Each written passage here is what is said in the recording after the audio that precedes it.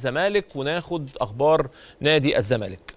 دونجا ممكن يكون موجود مع نادي الزمالك او فيريرا مش لمباراة المصري.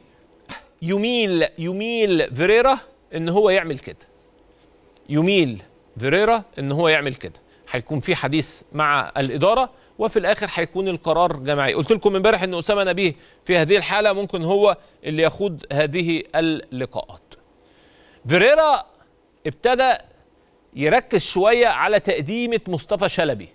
يعني فيريرا شايف ان مصطفى شلبي ممكن يكون حل جيد ليه، وحديثه ان اللاعب عنده مقاومات رائعة جدا وهادي، ودي نقطة مهمة جدا. مش مخضوض مصطفى شلبي، مش مخضوض ان بيلعب في الزمالك، مش مخضوض، اموره هادية جدا، عايز يقدم حاجة كويسة جدا.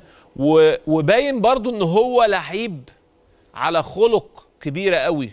في لقطات كده انا كنت اتكلمت عليها قبل كده وبقف عندها دايما، وهي ان انت تحن لماضيك، ودي نقطة مهمة. مصطفى شلبي كان في نادي بترول أسيوط وعمل زيارة لنادي بترول أسيوط وتصور مع اللعيبة وتصور مع الناس هناك. يعني عايز يدي رسالة كده، يقول ايه، انا مش ان انا رحت الزمالك فالامور مشيت. امام عاشور طبعا ده هزار. هات اللقطة دي تاني، هات اللقطة، فين اللقطة دي؟ هات اللقطة دي تاني يا بنساوي. امام عاشور طبعا مصمم ومتمسك.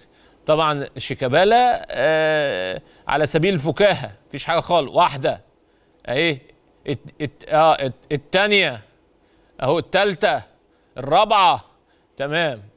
طبعا شيكا الامور في الفن، يعني لان لو مش الفن اوعى. بس شيكا وامام طبعا اخوات وعلاقة طيبة. دي لقطة على فكرة، لقطة فكاهة كده، يعني لقطة مفيهوش حاجة. وراح راحوا كلهم مسكوا حسام عبد المجيد، دخل على طول يعني خلص القصه، قال له وسع، ما حدش يقرب لشيكا الا شيكا، اوعى.